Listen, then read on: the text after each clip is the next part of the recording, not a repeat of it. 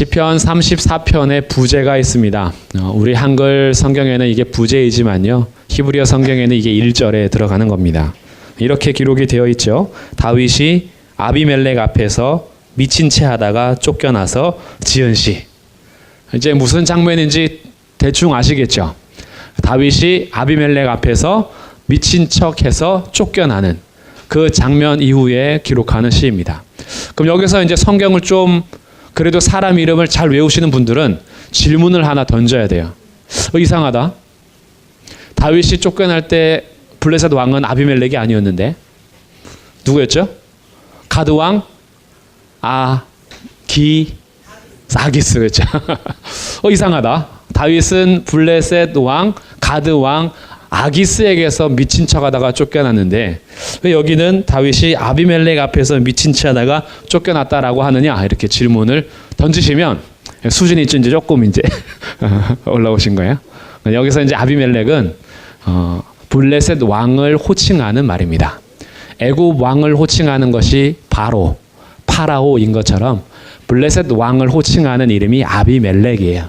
그러니 그 아기스가 아비멜렉이었죠. 블레셋 왕 아비멜렉이었는데 이름은 아기스입니다. 그러니 혹시 이거 보시면서 좀 헷갈려하지 않으셔도 돼요. 다윗이 사무엘상 21장에서 사울의 손을 피하여 도망가는 길에 블레셋 왕에게로 갔다가 깜짝 놀랍니다. 그럼 이제 우리는 사무엘상 21장과 한번 배경을 보고 이 34편을 봤을 때 더 아주 깊은 의미를 볼 수 있을 테니 사무엘상 21장을 같이 한번 잠시 보도록 하겠습니다. 사무엘상 21장입니다.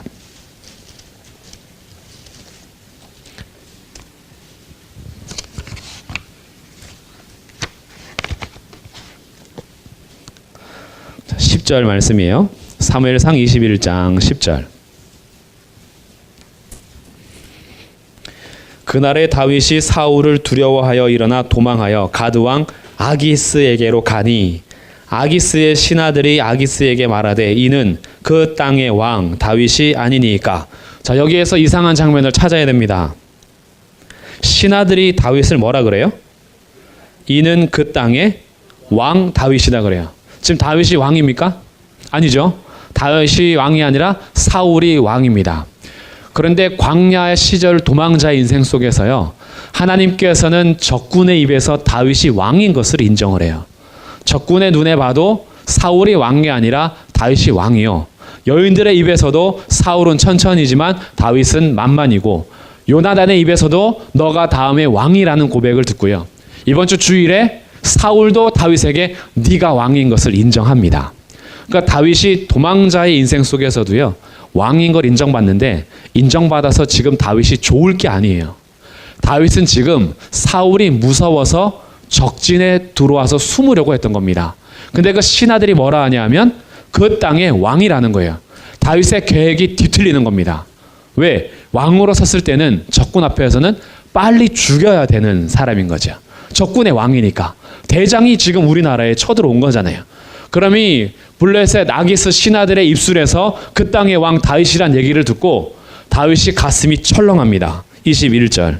다윗이 이 말을 그의 마음에 두고 가드 왕 아기스를 심히 두려워합니다. 사울이 두려워서 도망왔더니 아기스는 이제 더 두려워졌어요. 신하들이 자기를 왕이라고 얘기를 해버린 거죠. 그래서 13절에 이 말씀이 오늘 시편 34편과 직접적으로 연관이 되는 거예요.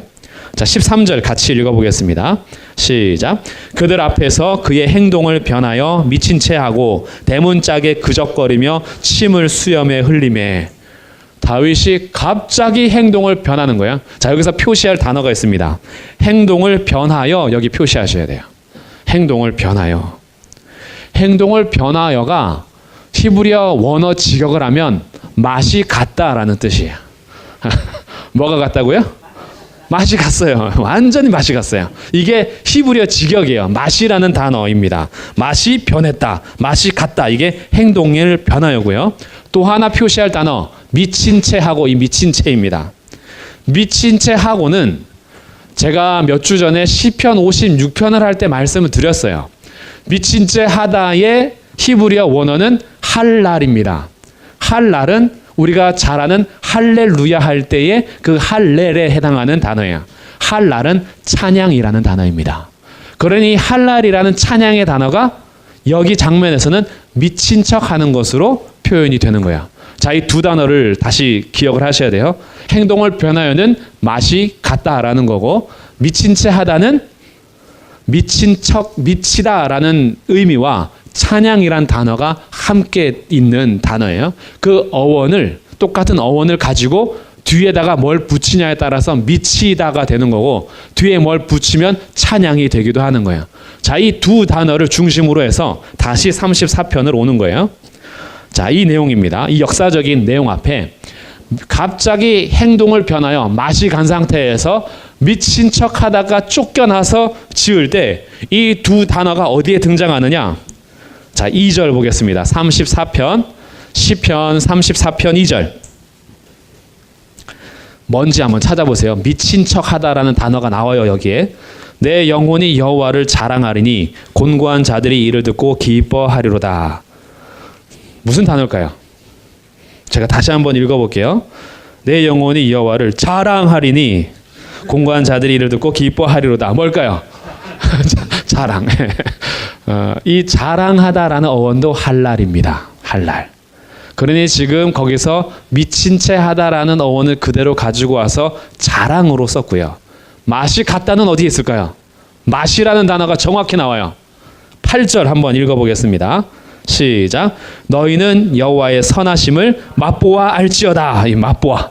여기가 아까랑 똑같은 단어예요. 행동이 변했다. 맛이 같다라고 할 때 그 맛이라는 단어를 여기에서는 맛보아 알아라 라고 쓰는 거예요. 다윗이 자기가 겪은 상황을 가지고 지금 자신이 미친 척한 이 상황을 오히려 하나님을 자랑한다라는 단어로 쓰고요. 자기가 지금 맛이 완전히 간 상태에서 미친 척했던 그 연기를 오히려 너희는 하나님의 선하심을 맛보아 알지어다라고 선포하고 있는 거예요. 자기의 상황을 완전히 바꿔버리는 겁니다. 우리는 이렇게 생각할 수 있잖아요. 오늘도 직장에서 혹시 어려움을 당하실 때, 직장에서 일하는 것 자체도 힘든데 직장 생활하면서 정말 어려운 것은 상사가 굉장히 면박을 주거나 사람들 앞에서 굉장히 자존심 상하는 말들을 할 때 세워놓고 막 이렇게 내가 일한 것을 막 집어 던진다거나 아니면 나의 실적을 완전 무시한다거나 내가 그동안 했던 모든 것을 완전히 말로 다 깨버리거나 조롱하거나 멸시할 때 그때 이제 이런 생각을 하죠. 월급만 아니었으면 내가 확 때려치고 말지. 근데 그 때려치지 못하는 그 마음, 내가 가족만 아니었으면 내가 이 일을 그만둬도 벌써 그만뒀지. 내가 똥이 무서워서 피하냐, 더러워서 피한다. 이런 스스로의 위로를 가지면서 직장에서 그 힘든 일을 겪을 때, 근데 그 일을 겪고 나서 주님 앞에 나와서 다시 생각해 보니 다윗의 입장이요. 내가 이렇게까지 해서라도 살아야 되나 이런 마음일 수 있잖아요. 사울을 무서워서 아기스한테 갔는데 왕이라 그러는 바람에 침을 갑자기 질질 흘리면서 한번 해보세요. 침을 어떻게 흘려요 갑자기. 갑자기 얘가 맛이 간 상태가 된 거예요. 눈동자를 이렇게 동태눈 하면서 막 침 질질 흘리고 막 벽 북북북 문 긁으면서 그리고 살아서 나왔잖아요. 그때 얼마나 자존심이 상했을까요? 내가 이렇게까지라도 해서 살아야 돼? 라고 할 수도 있잖아요. 내가 이렇게까지 하면서 내가 이 돈을 벌어야 돼? 내가 이렇게까지 하면서도 내가 당신하고 살아야 돼? 우리의 여러 가지 상황은요. 나의 자존심을 굉장히 박살내버리는 경우가 많아요. 굉장히 상처를 입을 때가 많죠. 직장에서도 가정에서도 심지어는 교회에서도 우리를 막 짓밟아버리는 듯한 느낌을 받을 때가 있어요. 그런데 쫓겨나서 하나님 앞에 다시 서보니 1절, 2절, 3절이 하나님 제가 이렇게 살아야 되겠습니까? 라고 따지는 게 아니라 한번 1, 2, 3절을 보세요. 그의 심정이 지금 어떤가? 1, 2, 3절에서 계속 나오는 것. 내가 여호와를 항상 송축하며 내 입술로 주를 찬송합니다. 항상 찬송합니다. 2절 내 영혼이 여호와를 자랑할 것입니다. 곤고한 자들이 이를 듣고 기뻐할 것입니다. 나와 함께 여호와를 광대하시다 하며 함께 그의 이름을 높입시다. 다윗에게 있어서 지금 막 자존심 상하는 말이 있나요? 없어요. 내가 이렇게까지라도 살아야 되겠습니까? 따지나요? 아니에요. 오히려 이런 자리에서 이렇게까지라도 구원하시는 하나님의 은혜가 너무 기쁜 거예요. 너무 감사한 거예요. 잘 참았다. 내가 확 때려칠 수 있었는데 잘 참았다. 내가 확 던져버리고 나올 수 있는데 잘 참았다. 뒤돌아서 생각해 보니 하나님께서 나를 붙들어 주셨어요. 그래서 그 하나님을 항상 손축하고 하나님을 자랑해요. 그런데 2절에서 하나님을 자랑하는데 누가 기뻐하냐 하면 곤고한 사람들이 기뻐합니다. 다윗의 지금 이 사정이 만약에 부유하고 건강하고 잘 나갈 때의 찬양이라면 사람들이 이렇게 우러러 볼 수는 있을지라도 기뻐할 수는 없어요. 내 처지는 지금 엉망이거든요. 막 우리가 승진해 나갈 때 찬양하는 것, 우리가 막 월급이 막 올라갈 때 찬양해요. 사람들한테 다 인정받을 때 찬양해요. 그때 찬양하면 같이 박수는 쳐줄 수 있지만 그러지 못하는 내 삶은 더 비참해 보이잖아요. 나는 뭔가, 저 사람은 저렇게 잘 나가는데 내 인생은 왜 이런가 라고 할 수 있잖아요. 그런데 다윗이 맛이 가가지고 미친 척 하면서까지 살아나오는 그 상태에서 하나님의 이름을 자랑할 때는요, 정말 곤고한 사람들, 가엾은 사람들, 가난한 사람들, 사람에게 인정받지 못하는 비천한 사람들이 그런 다윗과도 함께 하셔서 생명을 주신 하나님이 그 찬송을 듣고 우리도 같이 기뻐할 수 있는 거예요. 아, 그렇지. 하나님은 이런 비련하고 비천하고 곤고한 나와도 함께 하시지. 그러다 보니까 그들이 같이 위로를 받고 기뻐할 수 있는 겁니다. 그러다 보니까 6절에서는 이렇게 얘기해요. 이 곤고한 자가 부르짖음에 여호와께서 들으시고 그의 모든 환난에서 구원하셨다. 하나님의 구원은 돈에 달려있지 않습니다. 하나님의 구원은 우리의 명성에 달려있지도 않아요. 하나님의 구원은 우리의 높은 자리에 있는 게 아닙니다. 하나님의 구원은 세상의 영광의 자리에 있는 것도 아니에요. 하나님의 구원하심은 자기 자신이 비천하다라는 걸 알고 하나님 앞에 부르짖는 자를 구원하십니다. 자기가 예수님 필요 없다라고 생각하는, 의사가 필요 없다라고 생각하는 건강한 자에게는 의원이 필요 없죠. 자기가 죄인인 걸 알고 자기가 병들었다라는 걸 아는 사람들에게 의사가 필요하고 구원자가 필요합니다. 자기가 곤고하다라는 것을 알고 주님 앞에 부르짖는 자, 다윗의 자손 예수여 구원해 주십시오 라고 부르짖는 자에게 하나님의 구원이 임하는 거예요. 그러니 지금 미친 척하다가 쫓겨나서 자기의 비참한 상태를 보는 것이 아니라 자기의 시선을 돌려 하나님의 구원하심을 보니 찬양하지 않을 수가 없는 겁니다. 사울의 손에서도 건지신 하나님이 블레셋 왕 아기스의 손에서도 나를 건지셨구나. 이 하나님을 찬송하는 거예요. 그러면서 하나님을 찬송하면서 그가 자신의 경험에 따라서 선포할 수 있는 것이 있습니다. 아주 당당하게 선포하는 것이 4절부터 연속적으로 계속 나와요.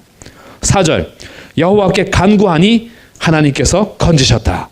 5절, 주님을 바라보면 결코 부끄러움을 당하지 않을 것이다. 6절, 부르짖으면 구원하신다. 7절, 경외하는 자를 건지신다.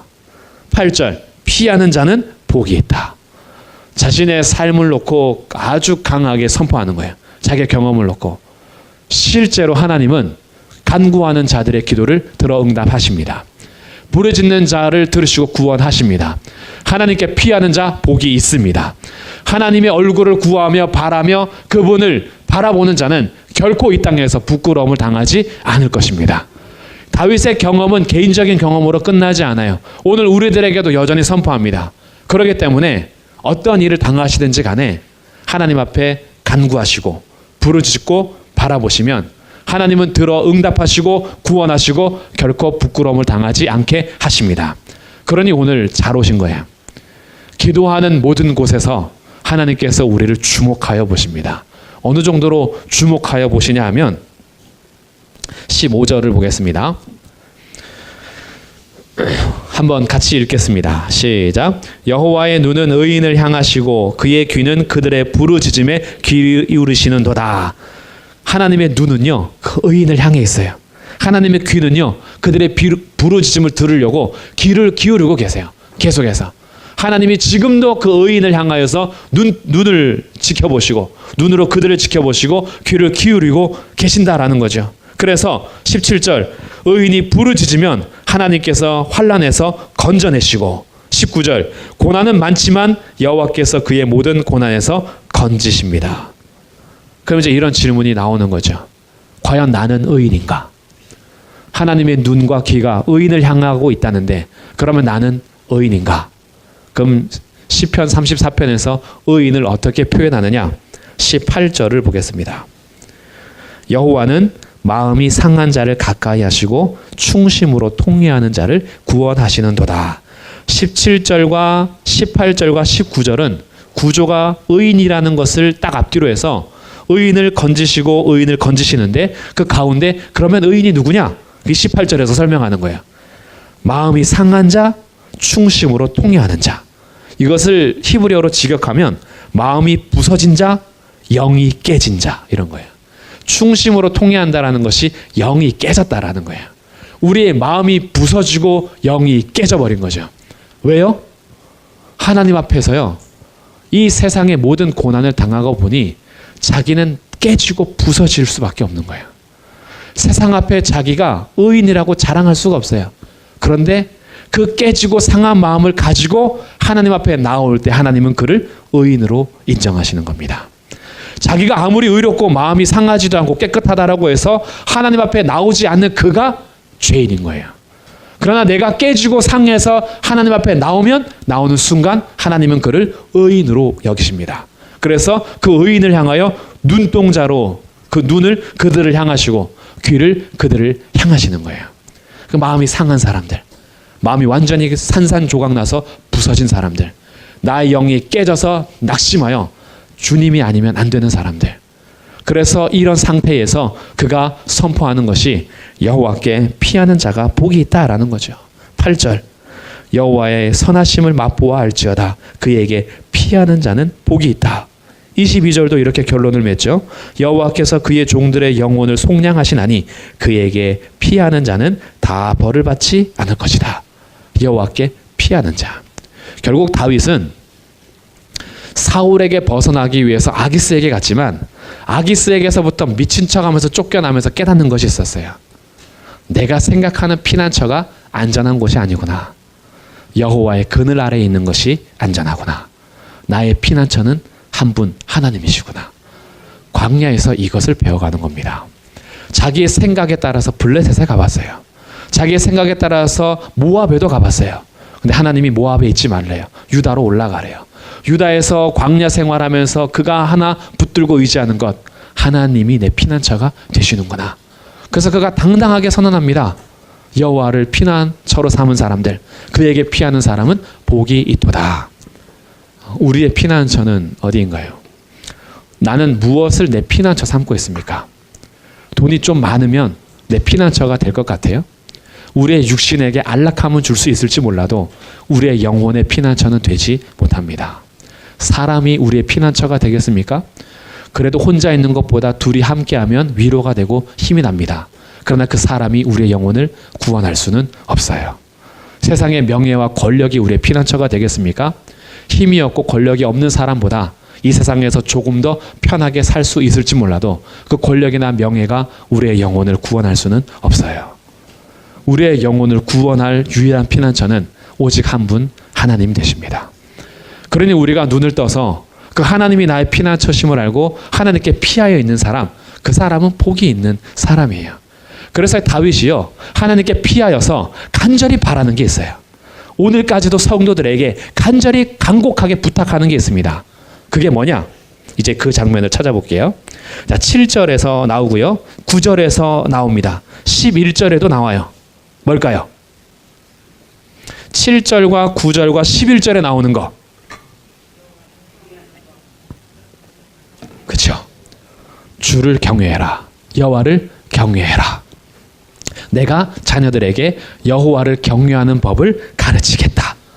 다윗이요, 하나님만을 유일한 피난처로 삼으면서 다음 세대들에게 간절히 부탁하고 싶은 것, 하나님을 경외하는 것.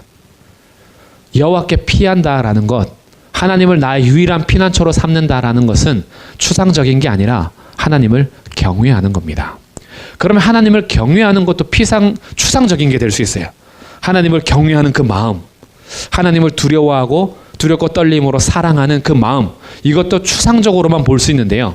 오늘 시편에서는 하나님을 경외하는 구체적인 행동을 우리에게 가르쳐 줍니다. 그 구체적인 행동이 뭐냐? 우리가 앞에서 계속 얘기했던 거예요. 하나님을 경외하는 사람들의 행동은 하나님을 향하여 간구합니다. 하나님 앞에 부르짖습니다. 하나님께 피하여 있습니다. 하나님을 경외하는 건요, 우리의 행동을 동반합니다. 하나님을 향하여서 기도하게 해요. 하나님을 경외한다라고 말은 하면서 기도하지 않는 사람은 실질적으로 경외하지 않는 거예요. 하나님을 나의 유일한 피난처로 삼는다라고 말은 하고 교육은 받아서 세뇌가 되고 그것을 내 입술로 고백할지는 몰라도 하나님을 향하여서 나의 모든 문제를 맡기지 않고 부르짖지 않는 사람은 하나님을 경외하지 않는 거예요. 하나님께 피하지 않는 겁니다. 하나님 앞에 피하는 사람은 간구합니다. 하나님 앞에 부르짖습니다. 하나님께 피해 있는 거예요. 그래서 주님 앞에 기도하는 겁니다. 이것이 첫 번째 경외하는 사람들의 태도인 거예요. 하나님 앞에 기도하는 사람들. 그렇잖아요. 하나님밖에 없는데 기도하지 않을 수 있겠습니까? 하나님밖에 없다면 나와서 기도 어떻게 안 하겠어요? 하나님, 주님밖에 없어요. 도와주십시오. 하나님, 제가 대통령을 의지하겠습니까? 제가 가서 은행장을 의지하겠습니까? 제가 대출을 많이 해준다는 카드사를 의지하겠습니까? 제가 의지하는 건 주님밖에 없어요. 주님 도와주십시오. 주님을 경외하는 자, 피하는 자는요, 기도하는 사람들이에요. 그리고 하나님을 경외하는 사람들의 삶은요, 두 번째, 12절부터 나오는 삶이 있습니다. 우리가 잘 못하는 건데요, 이거 굉장히 중요한 겁니다. 하나님을 경외하는 건요, 우리의 행동이 따라와요. 12절, 생명을 사모하고 연수를 사랑하여 복받기를 원하는 사람이 누구냐? 여기서 복이라는 것이 오해의 소지가 있는데, 이 복이라는 단어는 14절에 악을 버리고 선을 행하며 라고 하는 선이라는 단어 있죠. 이거하고 똑같은 단어입니다. 히브리어는 토브라는 단어예요. 토브라는 단어는 하나님 보시기에 좋았더라라고 하는 좋았더라라는 단어가 토브라는 단어예요. 그러니 지금 12절에 생명을 사모하고 연수를 사랑하여 복받기를 원하는 사람은 이라는 뜻은 생명을 사모하고 연수를 사랑하여 선을 행하기를 원하는 사람은 누구냐 이런 뜻이에요. 하나님 보시기에 좋았더라의 삶을 살고 싶은 사람들, 이 사람들이 하나님을 경외하는 사람들이거든요. 왜? 11절에서 지금 자녀들에게 뭘 가르치려고 하냐 하면 내가 여호와를 경외하는 법을 너희에게 가르칠 거다. 생명을 사모하고 연수를 사랑하여 선을 행하기 원하는 사람이 누구냐? 그리고 따라오는 말이 13절, 14절이에요. 이것을 마음에 새기기 위해서 우리 입술로 같이 한번 읽겠습니다. 13절, 14절 시작. 내 혀를 악에서 금하며 내 입술을 거짓말에서 금할지어다. 악을 버리고 선을 행하며 화평을 찾아 따를지어다. 아멘. 혀에서 악을 금하고 입술에서 거짓말을 금해라. 그래서 악을 버려라. 경외하는 자들의 말과 행실을 얘기해줘요. 악을 버리고 금하는 것에서 적극적인 행동은 선을 행하며 화평을 찾아서 따르라 라는 겁니다. 이거는 개인적인 윤리를 뛰어넘어 공동체 윤리를 말하는 거예요. 단순히 내 입술에서 거짓말 안 하고 악을 행하지 않는 것, 그것만 말하는 게 아니라 구약에서 이스라엘 백성들에게 거짓말은 법적인 용어입니다. 법정 앞에서 거짓말로 참소하여서 거짓 증거를 하는 걸 얘기해요. 그럼 거짓말을 금한다라는 것, 거짓말을 한다라는 건 무슨 의미냐 하면 공동체를 깨버리는 말들을 하지 말라는 겁니다. 공동체를 깨는 거짓말들, 공동체를 깨버리는 말과 행실들, 그런 악을 버리고 금해라. 너희가 해야 하는 건 공동체를 세워서 하나님 보시기에 좋았더라라는 선을 행하고 화평을 찾아서 따를지어다. 너희의 공동체가 화평을 이루기 위한 공동체가 되기 위해서 말과 행실을 제대로 갖추라는 거예요. 하나님을 경외한다라고 하면서 말이나 행동을 언행을 삼가 주의하지 않는 사람들은 자기가 하나님을 경외한다라고 말은 하지만 그의 삶에서 열매를 맺지 못하는 사람들이에요. 우리의 말과 행실을 한번 돌아보십시오. 우리의 언어 생활은 은혜를 끼치고 덕을 끼칩니까? 우리의 행동은 공동체를 세우고 평화를 유지하나요? 우리의 말과 행동이 공동체를 깨버리고 다툼을 일으키지는 않습니까? 하나님을 경외한다면 말과 행실을 주의하라는 거예요. 너희의 입에서 악을 금하고 제해버리고 너희의 입에서 선을 행하고 화평을 따라서 움직여야 된다. 그래서 너희가 가는 곳마다 화평이 일어나고 주님을 경외하는 사람들이 모일 때마다 선이 이루어져야지, 주님을 경외한다라고 하면서 모일 때마다 다툼이 일어나고 주님을 경외한다라고 하면서 모일 때마다 깨지고 상하면 그건 경외하는 자들의 삶이 아니야 라고 말해주는 거예요. 하나님을 경외하는 자들은 첫 번째 기도합니다. 두 번째, 자신의 말과 행실을 하나님 앞에서 주의하여 공동체에 덕을 끼치는 삶을 삽니다. 이런 경외하는 사람들이 필요한 거예요. 그래서 하나님 앞에 그 선을 행하며 화평을 이루는 자, 그래서 그렇게 살지 못하면서 날마다 깨지고 상하는 마음이 부서지고 영이 깨진 자들, 그래서 주님 앞에 나와서 주님 아니면 안 돼요 라고 붙어있는 사람들, 그 사람들을 의인이라고 보시는 거예요. 우리에게 이런 삶이 있기를 바랍니다. 하나님 앞에 간구하며 부르짖으면서 자기 욕심만 채우는 삶이 아니고, 내가 나의 소원만을 이루고 내가 원하는 것들만 얻어내기 위해서 복을 구하는 삶이 아니라, 오늘도 우리 경외하는 기도를 통해서 공동체가 세워지고 내가 거한 곳이 선을 행하며 화평이 일어나서 하나님을 경외하는 자들이 모일 때마다 서로 위로가 되고 상한 마음들을 위로하고 깨진 마음들을 주님 앞에 나가서 위로를 받으며 고난은 많지만 주님의 건지심을 날마다 경험하는 의인들, 이런 삶이 우리의 삶이 되기를 주님의 이름으로 축복합니다. 그래서 오늘 다시 한번 정리하면요, 우리 이 사정, 다윗이 겪은 사정은요 정말 비참했어요. 미친 척 하다가 쫓겨나는 것이 얼마나 비참했어요. 그러나 그는 자신의 상태에 주목하지 않고 하나님이 나를 어떻게 구원하셨는지 그분을 바라봅니다. 그러면서 자신의 삶을 돌아보니 내가 피할 곳은 주님밖에 없어요. 그 피할 주님 앞에 경외함으로 권고하는데, 경외하는 사람은 기도합니다. 경외하는 사람은 언행을 삼가 주의합니다. 그냥 주의할 뿐 아니라 선을 행하고 적극적으로 화평을 이루어 갑니다. 그러면서 자신의 삶을 돌아보니 늘 마음이 깨지고 부서지고 영이 상하고 깨지는 거야. 하나님 앞에 서보니 자랑할 게 하나도 없는 거야. 하나님 앞에 서보니 자기는 늘 죄인이에요. 주님 없이는 살 수가 없어요.